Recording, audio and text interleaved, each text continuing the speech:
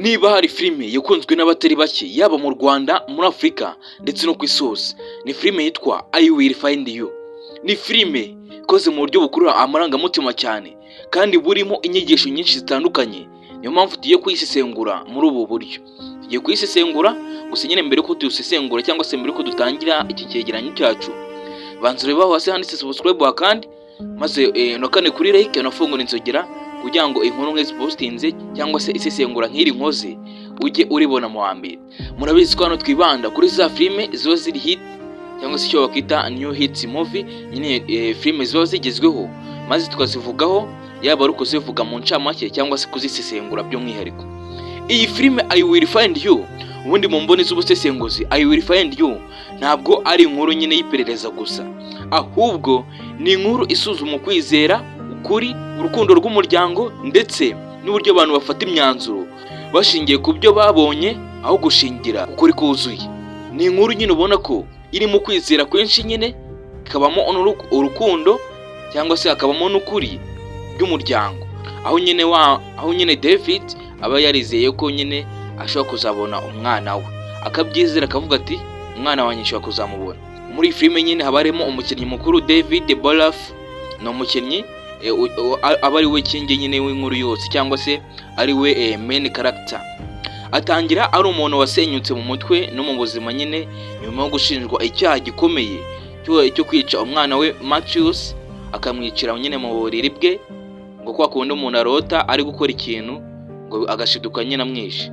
Ariko uko inkuru igenda yigira imbere, agenda ahinduka umuntu ufite intego imwe yo gushaka ukuri cyangwa se gushaka ibyamubayeho no kubisobanukirwa neza, kuko ntabwo yumva uburyo yishe umwana kandi ari umwana we akunda cyane. Abantu bamushinja ko we yishe umwana we, bakabona n'umurambo rwose ukabona ko ari ibintu bya nyabyo, ariko we ntabwo aba abyizeye neza. Icyo gituma rero aho umukinnyi ukomeye yaba mu mbaraga z'umubiri ndetse n'ahandi nyine, kuko uwo mukinnyi ntabwo ajya acika intege wenda ngo ateshuke ngo areke kujya nyine gushaka ukuri ndetse no kugerageza nyine gushaka umwana we. Nubwo abandi bamufata nk'umunyabyaha, we akomeza kwizera ko hari ukuri kutaramenyekana. Byumvikanishe neza ko abandi bakinnyi bose baba bari mwahangaha cyangwa se abandi bantu nyine bakina muri iyi nkuru, bo bamufata nk'umunyabyaha, nk'umuntu wishe umwana we, nk'umuntu wahemukiye umugore we akamwicira umwana we nyine bari bamaze kubyarana w'imyaka 3. Ariko uyu mukinnyi David we ntabwo abyitaho, ahubwo avuga ati ukuri nyakuri kurahari, niyo mpamvu ngomba gushaka ukuri nyakuri, kuko ntabwo nizeye ko ngewe rwose nishe umwana wanjye, ahubwo umwana wanjye ngewe nizeye ko akiriho ari muzima.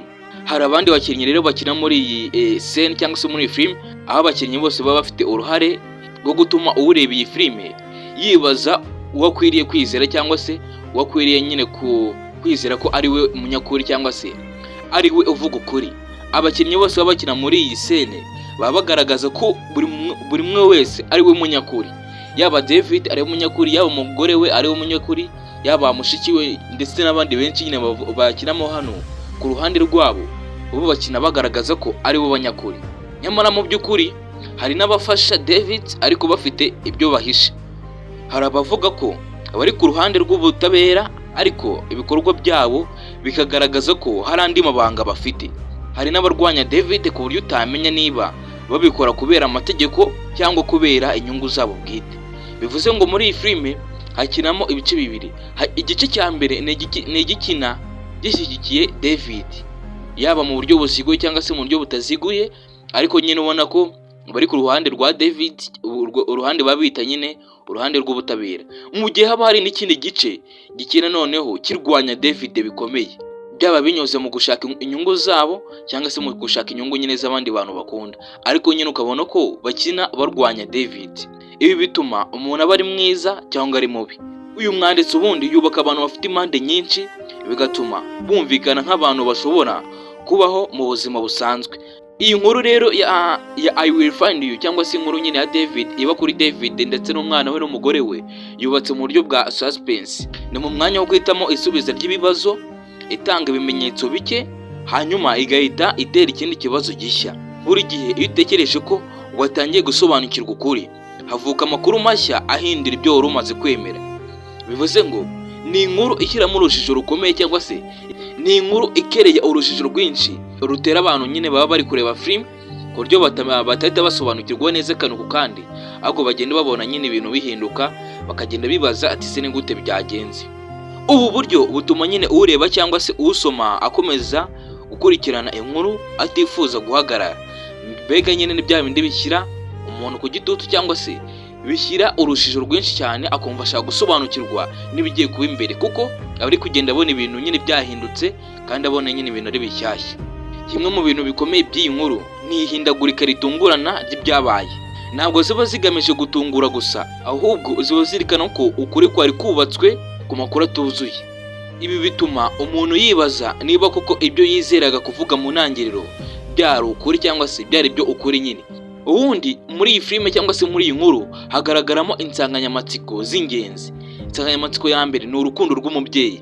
Inkuru igaragaza urukundo rw'umubyeyi rushobora gutuma umuntu yemera guhura n'akaga kose kugira ngo arengere cyangwa ashake umwana we. Iyindi nsanganyamatsiko ya kabiri ni ukuri n'ikinyoma. Inkuru yerekana ko ukuri kutajya kugaragara ako kanya, ariko hari igihe kuboneka bisabye kwihangana no gukomeza kubaza ibibazo byinshi.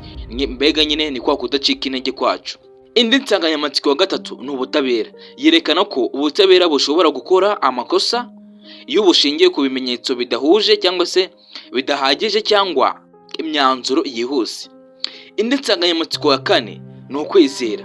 Inkuru ihora ibaza ikibazo gikomeye: ninde ukwiriye kwizerwa?